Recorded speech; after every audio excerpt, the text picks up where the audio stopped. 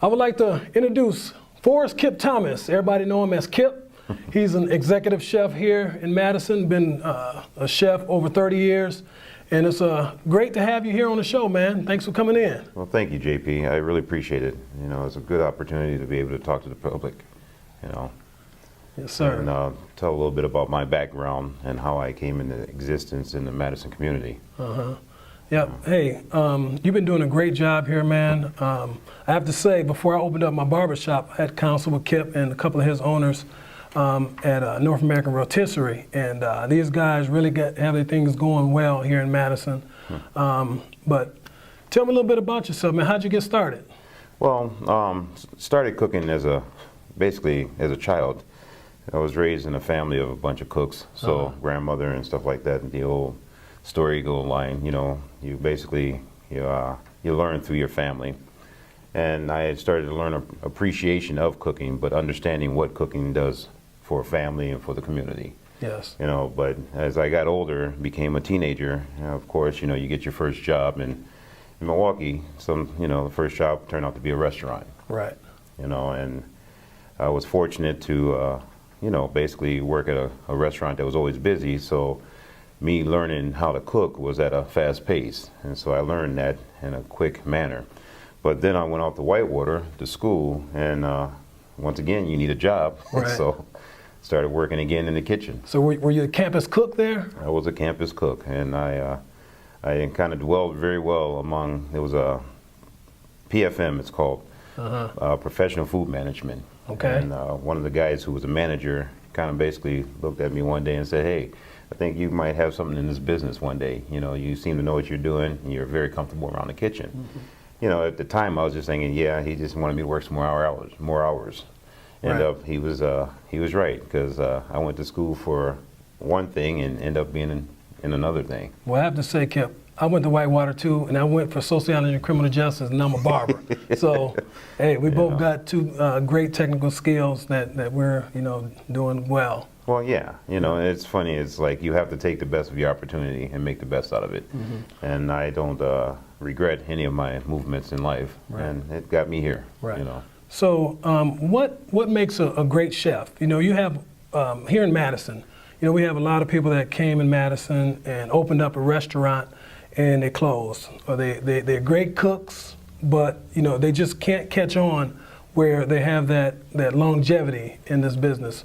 What worked for you? What made the difference for you? Personally, for me, it's you got to be consistent in what you believe in doing, and you got to be available to your customers. But one of the biggest things is you got to have work ethic. Yes. A lot of people don't understand what work ethic is, but work ethic to me is you have to be driven by something that you believe in, a common goal. Okay. And for me, getting up in the morning is easy. It's just like walking, and I'm fortunate to be able to walk good, So going to work every day and being available to my customers is my drive. I don't have an alarm. I don't set an alarm. It's just me. Right.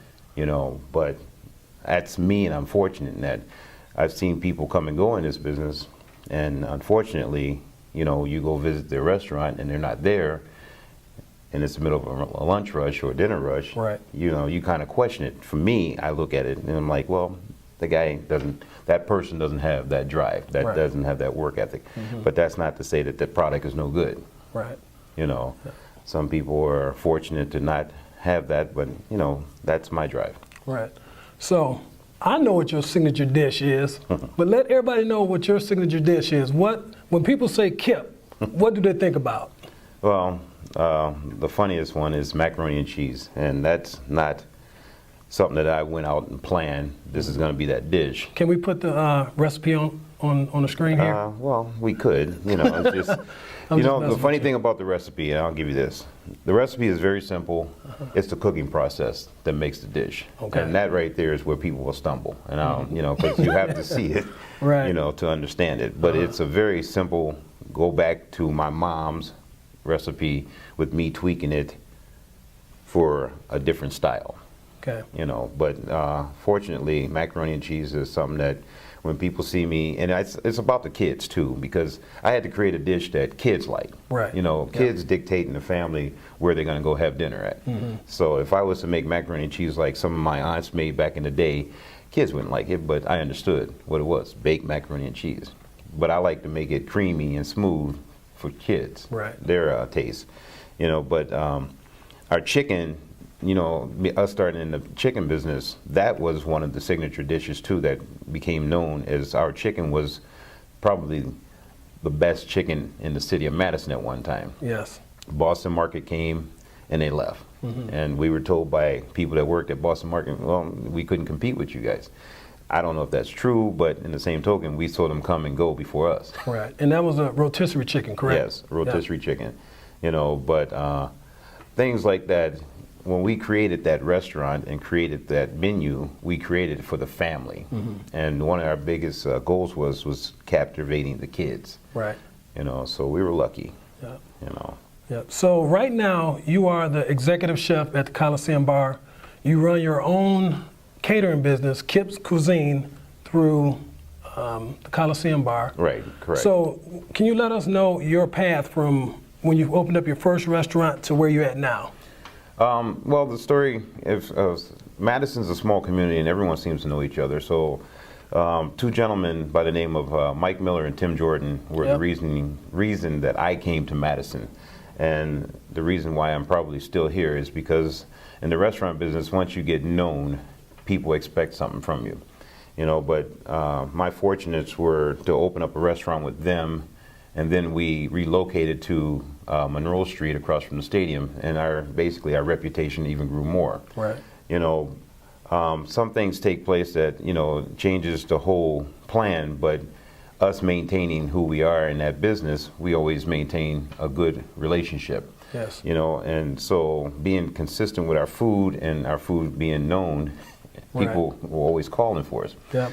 The funny thing is unfortunately we closed down, but people were still calling for the food. Exactly. So it kind of gave me an idea to how do I keep myself afloat in this town through the economy, and that was to basically create a catering business. I was fortunate to also try to open up another restaurant with another gentleman. Okay. And that led me to doing another menu and got basically the reputation grew even more. Right. But me coming in existence to be at the Coliseum, that was something that came out of left field to me. Okay. You know, it just happened, but I was embraced by the ownership there to help create a catering division. And that's an opportunity for me to also have my identity. Right. You know, Kipp's Cuisines. So, you know, you basically, you look a gift horse in the mouth and you take the reins, you know, and you go for a ride with it. And I was lucky. You know, I always tell people I'm a very lucky man, you know, because I have friends like JP who always kept that dream of, dude, why don't you do this and that? Oh, yeah. Give me ideas. You're and talented. So, well, you're talented brother. Well, you know, talented, one, but it's opportunities that people also see to help you get there, you know, and you don't turn down a good opportunity, you know. But me existing now as Kipp's Cuisines, executive chef at the Coliseum, is one of those things that you like kind of sit back and you go, wow, how did I get here? Well, I got here through some adversity and perseverance. Exactly. You know, and it was one of those who don't give up, because it would have been easier for me just to move back to Milwaukee. You know, I've had friends there that always say, come on back home, we can do this. Well, you know, that wasn't an easy choice for me. Right. You know. So can you tell the viewers, who are some of the people you fed, some of the programs you've catered to, some of the events you've catered to? Well, getting in this business, I never knew that I was going to be meeting basically a whole community. And so getting into this, I was just thinking that we're going to be a common restaurant feeding the common folks of Madison, and everyone is common. I mean, I don't care who you are, governor, head coach at UW Whitewater to UW Madison, you know, you've gotten to know a lot of the community. Yep. And my path has led me to basically have catered to and fed everybody of the walks of Madison, you know, from the governor to the chancellor to very important community people of the Urban League division, Okay. of the state, football players, you know.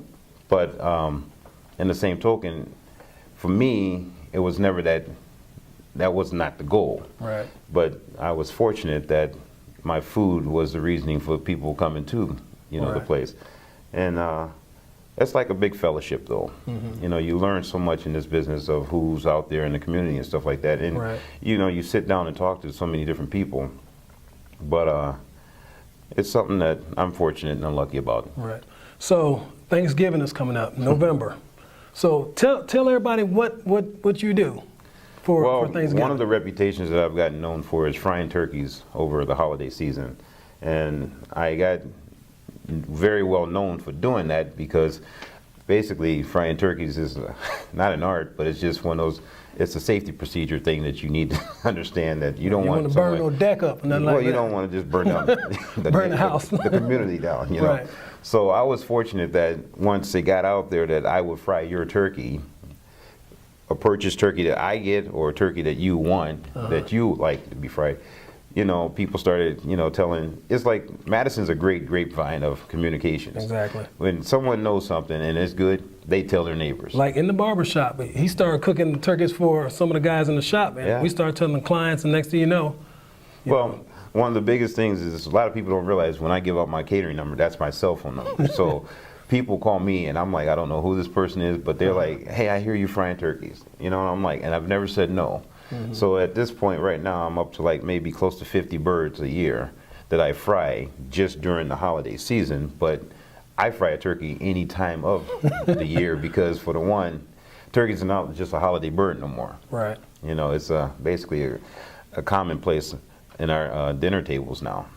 So that's one of the biggest reputations that I've gotten known over the years is, having that ability. And I appreciate that because for one, to have a reputation and it's a good one, you're lucky. Yeah.